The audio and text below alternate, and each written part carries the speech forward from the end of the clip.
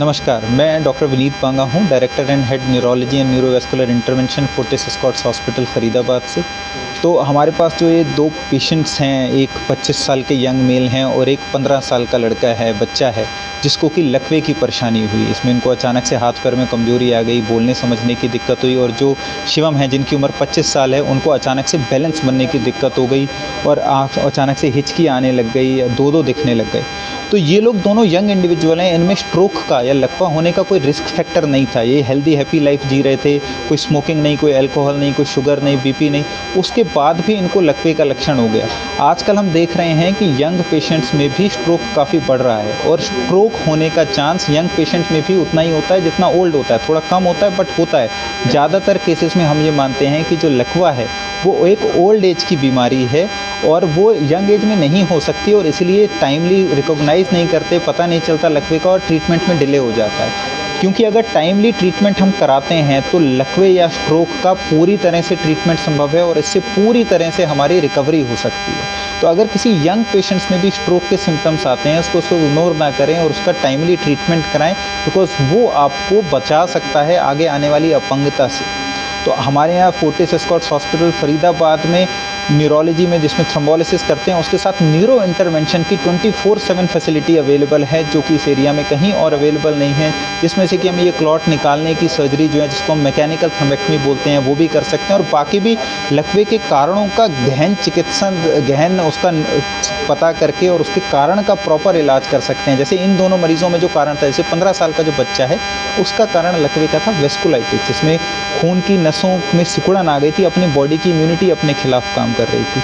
और जो शिवम हैं, जो हमारे 25 साल के मेल हैं, उनमें कारण था खून की नस में चीरा लगना, जिसको हम डाइसेक्शन बोलते हैं, जो कि अचानक से गर्दन में झटका लगाने से जो हो सकता है, एक नाई भी आपका लगाए उसकी वजह से हो सकता है। तो यंग पेशेंट्स में स्ट्रोक के कारण अलग होते हैं, उनका ट्रीटमेंट थोड़ा अलग तरीके से होता है, उनकी टेस्टिंग अलग तरीके से होती है। तो ऐसे कुछ सिम्पटम आए तो इग्नोर ना करें और टाइमली ट्रीटमेंट। Thank you. बताते हैं कि कितने समय में ये ठीक हो जाते हैं और इनका खर्चा क्या आता है इसमें? सो अगर टाइमली पेशेंट हॉस्पिटल जल्दी पहुंच जाता है, इन टाइम पहुंच जाता है, तो मोस्टली पेशेंट्स में रिकवरी अगले 1-2 दिन में दिखने लगती है। जैसे अब ये हमारे पास 2 पेशेंट हैं, इनको 5-5 दिन हुए हैं आए हुए और अभी ऑलमोस्ट फिट हैं।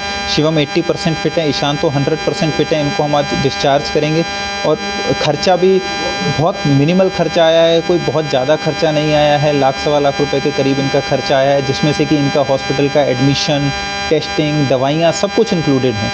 तो स्ट्रोक का ट्रीटमेंट जैसा बोलते हैं कि मल्टी स्पेशलिटी में जाएंगे बहुत खर्चा हो जाएगा, तो वैसा ज़्यादातर नहीं होता। बेसिक कॉस्ट में ही अच्छा ट्रीटमेंट मिल सकता है। उन लोगों के लिए क्या कहेंगे जो छोटे-छोटे क्लिनिक में डॉक्टर के पास जाके तो मैं बस ये कहूँगा कि एक स्ट्रोक रेडी सेंटर में जो स्ट्रोक का ट्रीटमेंट है वो बहुत अच्छा और प्रभावी तरीके से और बहुत कम समय में किया जा सकता है। जैसे-जैसे टाइम निकलता है, लकवे के मरीज़ों में रिकवरी का चांस कम होता जाता है। अगर पेशेंट हमारे पास लेट आता है तो हम उसकी बहुत ज़्यादा हेल्प नहीं कर पाते। तो अगर आपको स्ट्रोक के लक्षण आते हैं, जिनका निमोनिक है बी फास्ट, बैलेंस में प्रॉब्लम होना, दिखने में प्रॉब्लम होना, चेहरे का तिरछापन होना, हाथ-पैर में कमज़ोरी होना, बोलने या समझने में दिक्कत होना, तो इसको इग्नोर ना करें। टाइमली हॉस्पिटल पहुँचे और अगर स्ट्रोक रेडी सेंटर में पहुँचेंगे तो टाइम आपका बहुत बचेगा, क्योंकि हर मिनट में ब्रेन में 2 लाख सेल डैमेज हो जाते हैं परमानेंट और वो कभी वापस नहीं आएँगे। तो हर मिनट जो आप लूज़ करते हैं, आपके 2 लाख जो ब्रेन सेल है वो डैमेज हो जाते हैं और आपके रिकवरी के चांस कम होते जाते हैं। इसीलिए स्ट्रोक रेडी सेंटर का बहुत योगदान है, बिकॉज़ यहाँ पे प्रोटोकॉल है। पेशेंट के इमरजेंसी में आने से लेके उसका ट्रीटमेंट वो बहुत फास्ट होता है, टीम की हेल्प से होता है और वो बहुत अच्छा और प्रभावी तरीके से किया जा सकता है। जो है इंसिडेंस जो वो बहुत बढ़ गए हैं। इनफैक्ट जो डेटा बोलता है कि करीब 20% लोग जिनको स्ट्रोक या लकवा होता है, उनकी एज 50 साल से कम होती है। मतलब 100 में से 20 लोग ऐसे होते हैं जिनकी एज 50 से भी कम होगी। तो हमारे पास एक 2 पेशेंट्स हैं जो कि बहुत यंग पेशेंट्स हैं, यंग एज में स्ट्रोक हुआ है। ईशान की एज 15 ईयर्स है, ये होडल से हैं, ठीक है। इनको अचानक से बॉडी का राइट साइड काम करना बंद कर गया था, चेहरा तिरछा हो गया था, कुछ बोल नहीं पा रहे थे और उसके साथ ये हमारे पास आए थे। तो हमने जब इनके टेस्ट किए तो हमें पता चला इनको ब्रेन में स्ट्रोक हो गया है। ब्रेन में जो खून की नसें खून सप्लाई करती हैं, उनमें ब्लॉकेज की वजह से, नैरोइंग की वजह से स्ट्रोक हो गया है। इज जस्ट 15, सिर्फ 15 साल के हैं, कोई रिस्क फैक्टर नहीं है, डायबिटीज़ नहीं है, हाई ब्लड प्रेशर नहीं है कुछ ऐसा रिस्क टेकिंग जॉब भी नहीं करते, अदरवाइज कोई कोलेस्ट्रॉल वगैरह या जो बेसिक साइड इफ़ेक्ट्स जो होते हैं, जो बेसिक लाइफस्टाइल फैक्टर्स होते हैं, वो सब कुछ ठीक है। और ये हमारे पास शो करके आए, जब हमने टेस्ट किया इनका तो हमें पता चला कि जो इनकी ब्रेन की जो लेफ्ट साइड में खून की नस खून सप्लाई कर रही है वो बहुत नैरो हो गई, और ये एक अलग टाइप की बीमारी की वजह से हुई है जिसको हम बोलते हैं वेस्कुलाइटिस। वेस्कुलाइटिस जो एक बीमारी होती है जिसमें अपने शरीर की जो खून की नसें हैं उनमें कमजोरी आने की वजह से वो नैरो हो जाती हैं, वो यंग पेशेंट्स में होती है, जिसकी वजह से नसों में सिकुड़न आ जाती है, ब्लड की सप्लाई प्रॉपर नहीं पहुंच पाती ब्रेन को, और उसकी वजह से लकवा होता है। अब क्योंकि यंग पेशेंट है, वेस्कुलाइटिस का ट्रीटमेंट ब्लड थिनर नहीं है, वेस्कुलाइटिस का ट्रीटमेंट है वो जो सिकुड़न हुई है उसका कारण क्या है, अपनी बॉडी की इम्यूनिटी अपने ही खिलाफ काम कर नाम है आपका? छवि नाम है, मैं होटल से। आपके बेटे का नाम? ईशान। किस हालत में जो है यहाँ पर लेकर आए थे? उसकी आवाज़ बदली हुई थी, हाथ पैर में सुनपन था और फेस टेढ़ा हो गया था। 4 दिन पहले की बात है, सैटरडे 10:30 बजे रात को। लेकिन हमें ये लगा कि मेडिसिन इसकी शुरू से ही चल रही थी, तो मैंने मेडिसिन देके इसे सुला दिया था।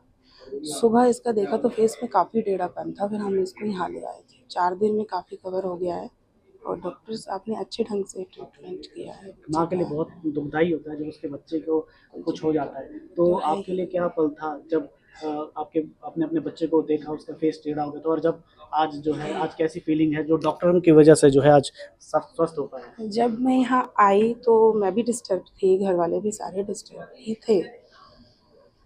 पर अब हम ठीक है, हमें थोड़ी सी संतुष्टि है कि बच्चा अब ठीक हो गया है और खुद चल रहा है, बात भी क्लियर कर रहा है और फेस में भी काफ़ी फर्क है। डॉक्टर्स के लिए क्या कहना चाहेंगे जिन्होंने? डॉक्टर साहब तो हमारे अपने भैया हैं, क्योंकि ये वहीं रहते हैं जहाँ से हम हैं, होटल से ही। और ये जहाँ होते हैं हम वहीं से ही ट्रीटमेंट करवाते, चाहे वो फोर्टिस में, चाहे वो मैक्स में, चाहे वो एशियन।